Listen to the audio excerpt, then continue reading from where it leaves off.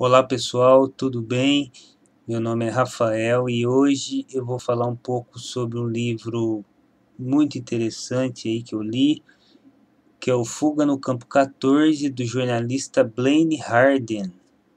O livro ele trata basicamente da história real e não ficcional de um ex-prisioneiro de um campo de concentração norte-coreano. E ele descreve ali a narrativa da vida cotidiana desse jovem que passou grande parte ali da sua vida dentro desse campo de concentração. E aproveitando esse livro, eu vou tentar aqui falar um pouco também em relação à cultura aí da Coreia do Norte. E a composição do livro, ela foi feita com base primeiramente aos relatos desse jovem e depois também intercalando aí com entrevistas com pessoas que viveram também na Coreia do Norte e também algumas referências bibliográficas a respeito do país. E eu vou avisar aqui que eu vou dar alguns spoilers aí para quem ainda não leu o livro, ou se quiser pular algumas partes do vídeo também, fiquem à vontade. O vídeo vai ser um pouco longo, mas o livro em si tem muito mais conteúdo, né, do que eu vou falar aqui. Eu vou falar um pouco aqui, né, da proposta do livro. E a história desse rapaz é uma história muito diferente das nossas vidas. É uma história muito singular, porque ele nasceu dentro de um campo de concentração na Coreia do Norte. E por que, né, ele nasceu nesse campo de concentração? Então é necessário falar um pouco da parte histórica aqui da Coreia do Norte, para a gente dialogar um pouco aí com o livro. Então, o que ocorreu com a Coreia do Norte? Aconteceu que em meados ali de 1945, as duas Coreias se dividiram. No lado norte ficou o lado soviético e o lado sul, o lado apoiado pelos norte-americanos. Ali mais ou menos em meados dos anos 50, ocorreu a Guerra das Coreias e ficou naquele conflito, e se deu em 1953 um armistício que cessou essa Guerra das Coreias. E o que ocorreu depois daí? Na verdade, cessou a guerra, mas, como falam os especialistas, é que as Coreias ficaram ali tecnicamente em guerra. Ainda não foi sanado esse problema, né, dessa divisão até hoje, mas estão tecnicamente em guerra ainda. A Coreia do Norte, ela tem uma política unipartidária que, na verdade, a política dela é uma política que é uma dinastia, que a única família está no poder ali há mais de 50 anos, então ali não há democracia alguma. A democracia é só para o partido. Para a população não existe nenhuma democracia.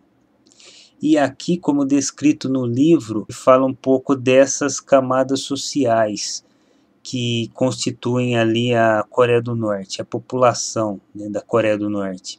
Seria o lado mais alto da Coreia do Norte, seria a parte do governo, do próprio partido, as forças armadas e o serviço de inteligência. Já no meio seria o lado neutro, seria pessoas com cargos técnicos, professores. Ali seria o neutro da coisa, o miolo. E o último seria ali na Coreia do Norte, o pior nível são para eles os cristãos, que ali na Coreia do Norte é o país que tem mais perseguições a cristãos no mundo. Então existe o cristão ali, ele é levado para o campo de concentração.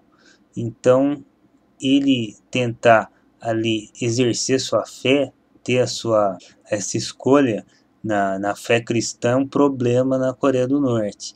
E também um dos grandes problemas na Coreia do Norte é também pessoas ali que alguns parentes fugiram da Coreia do Norte, os desertores da Coreia do Norte foram para a Coreia do Sul, e as pessoas que ficaram ali, membros dessas famílias, o que veio acontecer com elas? Elas também ficaram nesse último nível na Coreia do Norte, que significa ir para os campos de concentração. Então, cristãos são mandados para os campos de concentração, os parentes de desertores que foram para a Coreia do Sul, então ficam nessa pior parte, que a parte dos campos de concentração, né, de trabalhos forçados e assim por diante. Eu vou falar um pouco disso no decorrer do vídeo. Então, o personagem aqui do livro, o personagem real, ele é chamado de Shin.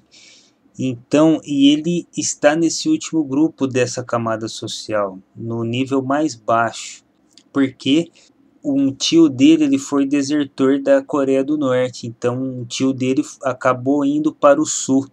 Então, a família dele ia pagar essa dívida em relação a esse tio dele. E na verdade, quando ele nasceu, ele não sabia disso, ele não tinha a menor ideia em relação porque ele estava naquele ambiente.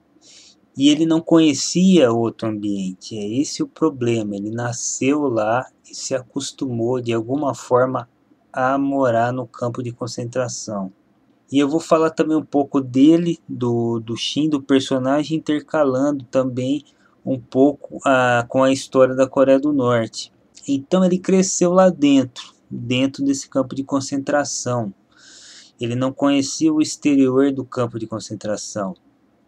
Ele tinha uma família, ele ia para a escola, mas o ambiente ali dentro era muito opressor, né, dentro do campo de concentração. As pessoas trabalhavam ali em média de 12 a 15 horas por dia. Os próprios guardas ali tratavam muito mal eles, os pais, tratavam da pior forma possível. A parte de alimentação também, as pessoas ali dentro são muito mal alimentadas ali no campo de concentração. E não é na Coreia do Norte apenas esse pessoal que está dentro do campo de concentração que é mal alimentado. A população inteira é mal alimentada na Coreia do Norte e passam muita fome, e essa condição de escassez de alimentos se deu principalmente após a queda da União Soviética. Então, na década de 90, ocorreu um desastre em relação à área da alimentação. Inclusive, o país é ajudado pela ONU e outros países, Coreia do Norte, Japão. Então, o país sempre precisa de ajuda exterior. Então, voltando ao campo de concentração, agora falando do período escolar do Shin, então aconteceu um fato que é até difícil de comentar aqui no vídeo, um fato muito complicado, que ele estava na aula. E como que se dava essas aulas dentro do campo de concentração? Os professores passavam a matéria e não gostavam que os alunos perguntassem alguma coisa a respeito das matérias, dúvidas, questionamentos. Isso não existia por lá. Os professores ficavam com muita raiva e descontavam isso nos alunos. Certa vez, ele narra aqui, num dia de aula, ocorreu que uma aluna tinha roubado milho e estava esse milho na mão da garota.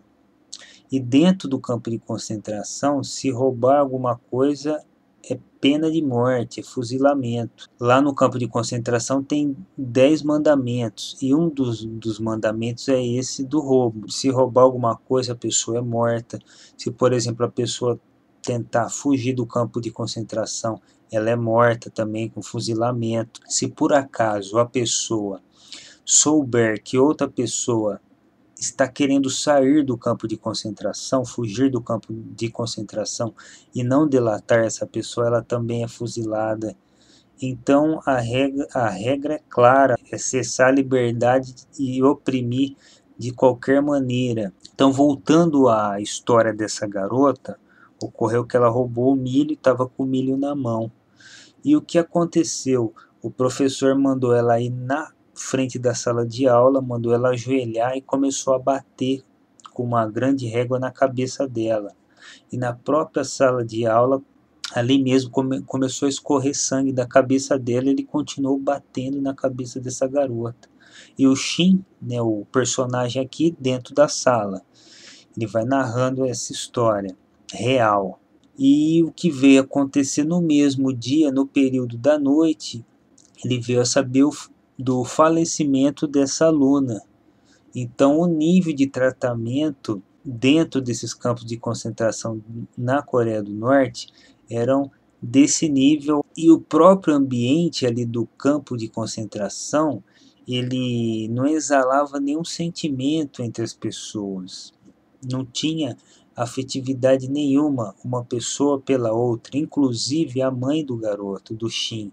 Ele não tinha muita afetividade com ela, porque o que acontecia dentro desses campos de concentração era o seguinte: os guardas davam, por exemplo, alimento para quem delatasse quem queria fugir do campo de concentração. Então, Shin e as outras pessoas, a mãe dele, todo mundo ficava o quê? Numa competição. Quem soubesse que alguém iria fugir do campo de concentração e delatar seu amigo, falando para um guarda, ganhava um alimento, ganhava um prêmio. Então ficava nessa competição ali dentro, de um delatando o outro e perdendo toda essa sensibilidade até do âmbito familiar. A mãe ali era um oponente para o Shin, tinha o irmão dele, então um competia com o outro. Então você tirava toda essa questão dos temas universais, né, da família, do amor, da boa convivência ali com as outras pessoas. Não tinha isso, não existia. Inclusive, o primeiro capítulo do livro fala do seguinte: fala que o personagem Shin, ele nunca ouviu a palavra amor. Então, é isso que eles falam a respeito, essa perca dos sentimentos universais até no campo familiar, de tão absurdo que é o ambiente ali dentro do campo de concentração. E dentro desse ambiente competitivo ali no campo de concentração, o que veio acontecer é que o Shin veio a delatar a mãe dele e o irmão dele para um guarda. E o que veio acontecer é que ele mesmo foi torturado pelos guardas, ocorreu tortura com ele, e depois ele veio a descobrir que também ocorreu tortura com seu pai por causa dessa situação, que eles ficaram sabendo que a mãe dele e o irmão dele estava querendo fugir ali do campo de concentração. E ele ficou ali mais ou menos um meio ano sendo torturado, ficou separado ali da família dele. Aí ocorreu um determinado dia, depois mais ou menos de 6 meses, ele volta, ele e o pai dele, que são chamados pelas autoridades, eles vão lá no campo, e está lá na frente dele a mãe dele e o irmão dele. E o que acontece? O irmão dele, ele é fuzilado com 3 tiros, ele morre, e a mãe dele é morta enforcada. Então, eles mataram, né, os membros da família dele ali na frente dele e do pai. Nessa época ele tinha mais ou menos de uns 13, 14 anos de idade. Já nessa fase aí do início da adolescência, ele presenciando essa brutalidade com a família dele. Mas o grande questionamento aqui que está no livro em relação a essa passagem do livro é que ele diz que não sentia remorso algum, não sentia remorso algum, e ele que delatou a mãe e o irmão. E porque ele não tinha grandes sentimentos ali pela família dele. Na verdade, nunca existiram esses sentimentos ali dentro. Então, era essa a situação. Ele estava vivendo o lado ruim ali para uma pessoa, né, que analisasse aquela situação. Mas na vida dele, na vida prática dele, ele nunca tinha vivenciado um lado bom, um lado de uma família legal, longe do campo de concentração. Não, ele nunca tinha vivenciado esse outro lado da vida. E muito diferente de um prisioneiro nazista. É legal fazer essa analogia aqui com o nazismo, porque como que foi o nazismo? As famílias estavam, né, vivendo normalmente com suas famílias, nas suas casas, e de repente elas foram pegas e levadas, né, para o campo de concentração nazista. Mas elas tiveram um passado, a grosso modo dizendo, um passado legal ali com a sua família, teve o lado bom, vamos assim dizer, entre aspas, elas viveram outro lado. Nesse caso do Shin aqui, não, ele nunca viveu outro lado, ele já nasceu dentro do campo de concentração. Então, todo o externo ali ele não conhecia. O externo, a capital Pyongyang da Coreia do Norte, ele não conhecia. Para ele não existia aquele mundo. Na verdade, para a gente, para existir alguma coisa para que a gente acredite, ou ela existe na teoria ou na prática. No caso dele, a prática só era ali no campo de concentração. Então ele não tinha teoria de outros locais possíveis. Ele só conhecia aquilo ali. Sua mente era a vivência apenas no campo de concentração. E mais tarde que ele realmente descobre a motivação por ele estar preso. E aí ele descobre realmente que eu havia mencionado no início do vídeo, em relação que o tio dele foi um desertor da Coreia do Norte, né? Ele foi para o sul. Então a família dele que estava pagando isso, referente ao seu tio. E como que é feita essa punição na Coreia do Norte?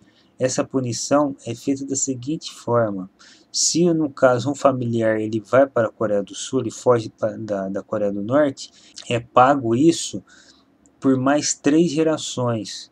Então, o Shin, até o filho do Shin, se ele se tivesse algum outro filho, pagaria essa penitência. Então, essa penitência é muito cruel, muito malvada ao extremo. Além da pessoa ser mandado para o campo de concentração, ainda vai ficar mais 3 gerações pagando essa penitência referente a essa deserção aí. Então, o que significa isso? Significa que para quem vai para o campo de concentração nessas condições, a pessoa vai morrer lá dentro.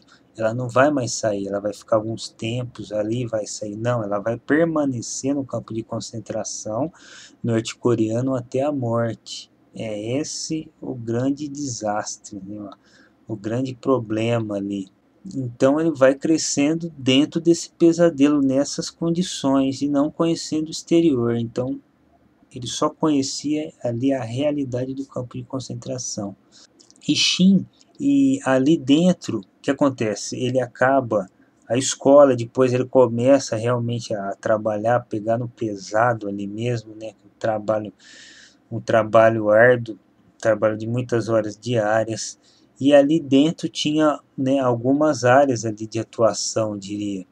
Então tinha muito, até hoje tem muito trabalho na agricultura, por exemplo, tinha ali também a confecção de uniformes militares, a fabricação de cimento. Esses eram alguns trabalhos ali.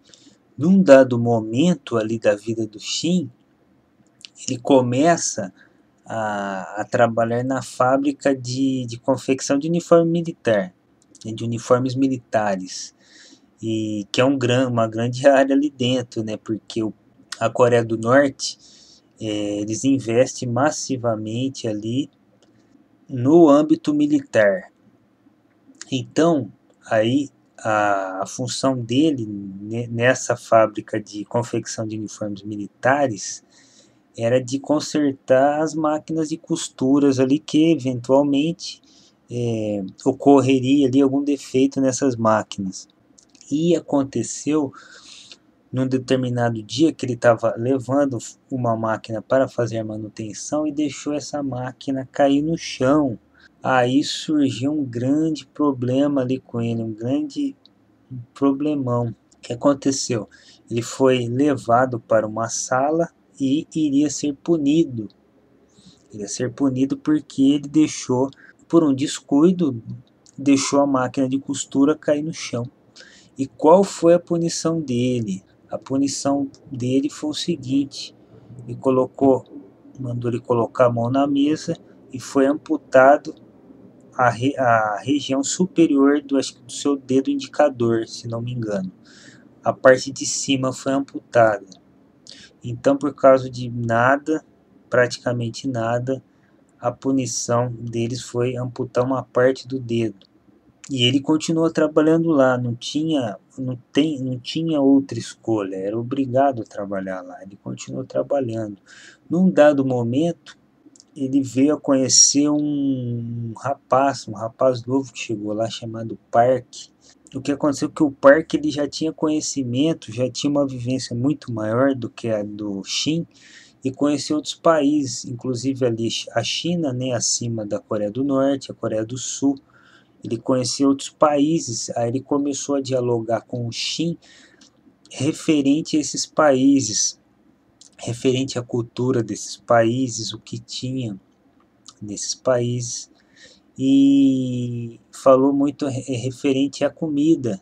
E o que chamou mais a atenção do Shin foi a questão da comida, que o Park falou para ele a respeito do filé do bife que tinha na China, né, da carne grelhada. Ele falou que tinha na China e ele ficou querendo muito comer essa carne grelhada.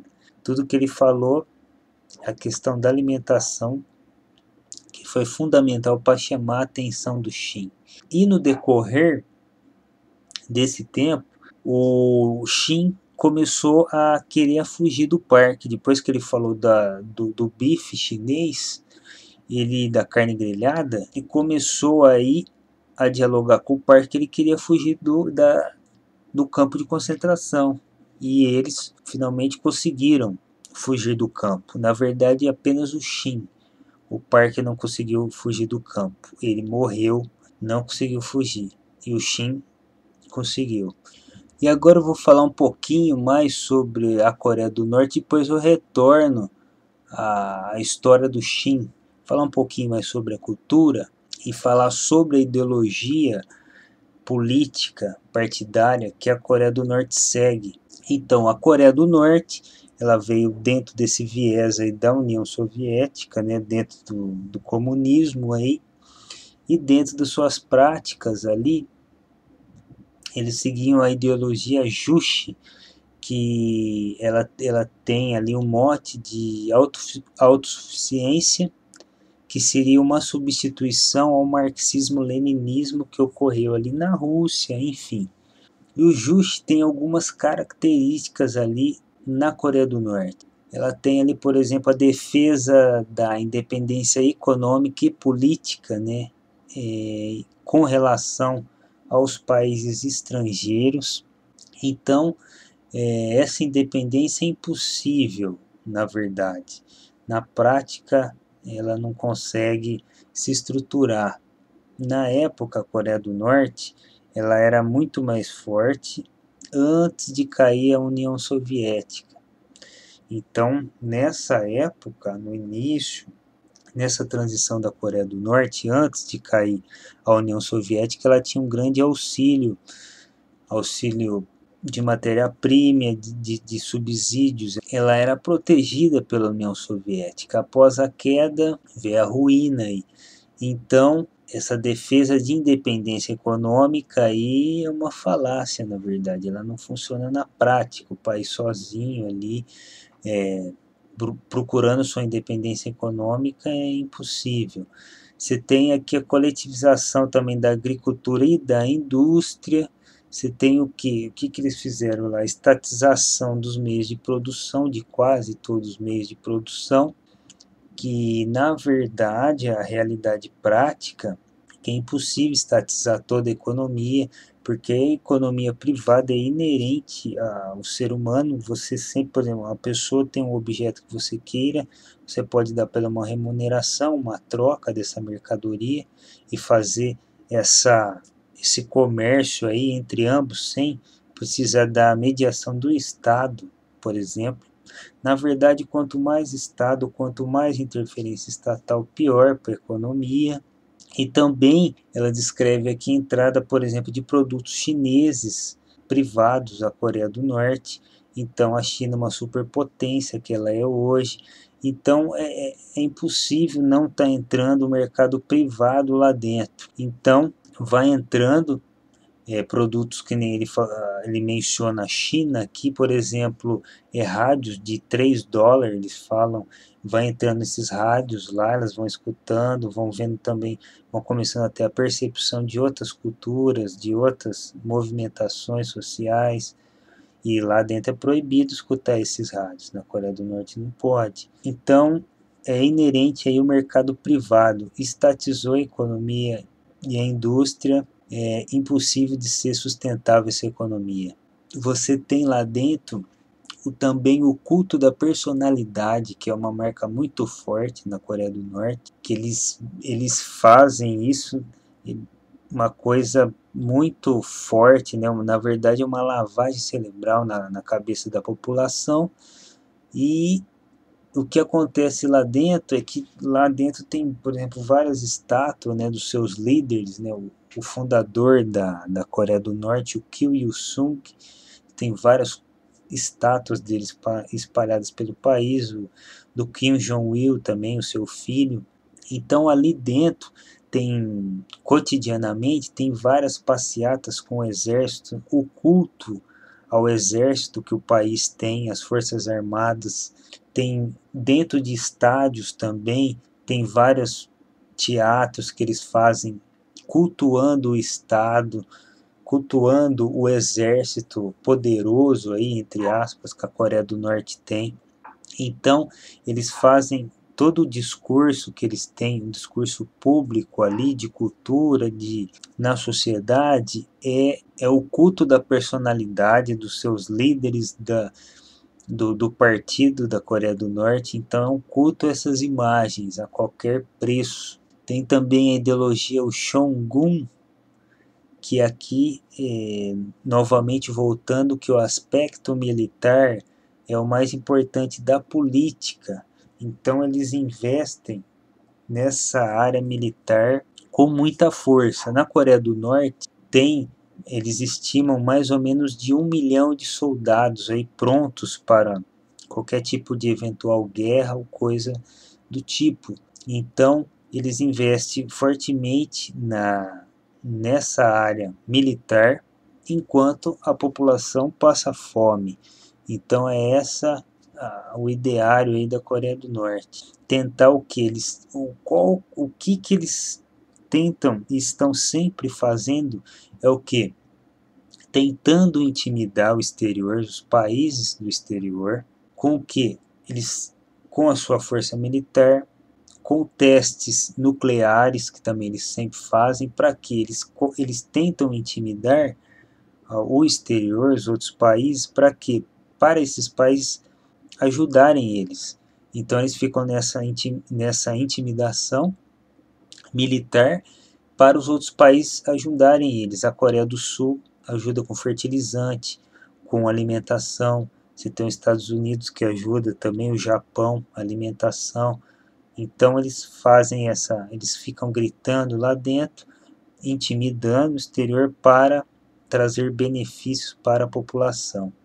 E eles também, já que eles partem por esse pressuposto de fazer uma lavagem cerebral no seu povo, eles culpam sempre que o inimigo externo, os Estados Unidos são o mal, a Coreia do Sul é o mal. Então são sempre os outros países que são os demônios, o mal. Na verdade, o mal é o próprio presidente, a própria Coreia do Norte ali, a parte pública, a parte política partidária que é o mal na Coreia do Norte. Com toda essa política dela de deixar o povo passando fome, de cercear as liberdades individuais, cercear também o mercado, cercear qualquer tipo de movimentação artística que foge às regras, né, da política partidária, além do que eu mencionei anteriormente de descrever algumas condições absurdas nos campos de concentração, que ali rompe com qualquer tipo de direitos humanos. E a verdade da Coreia do Norte é uma só. o que que ela faz? Ela segura a sua população, ela não deixa a sua população fugir da Coreia do Norte. Lógico, uns conseguem, outros não.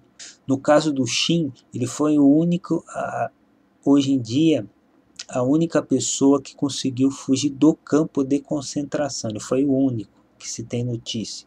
As outras pessoas que fugiram da Coreia do Norte não estavam nos campos de concentração. Então elas subornaram guardas, fizeram outros esquemas e conseguiram fugir da Coreia do Norte. Mas se o regime não colocasse como lei, se deixasse as pessoas se movimentarem normalmente lá, o regime já teria caído há muito tempo atrás. Então eles seguram a população, fazem lavagem cerebral para ficar o quê? Meia dúzia de pessoas no poder. Então é essa a lógica ali da política partidária na Coreia do Norte. Agora eu vou voltar a falar um pouquinho aí, depois que o Shin fugiu da Coreia do Norte, e o que aconteceu é que depois ele foi para a China, e na China ele começou a trabalhar lá dentro.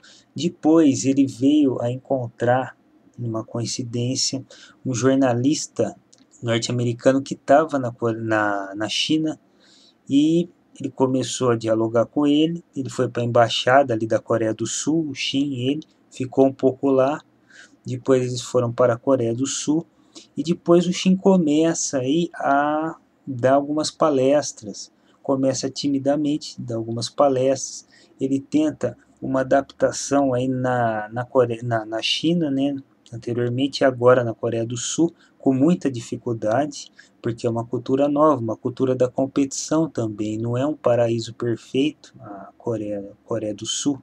É uma sociedade competitiva, uma sociedade muito melhor, incomparável do que a Coreia do Norte, mas também ele tem muita dificuldade, e também a dificuldade pelo histórico dele, pela consciência dele, pelo problema psicológico que ele vivenciou aí na Coreia do Norte. Então ele, vivendo ali na Coreia do Sul, sempre vinha em mente o que?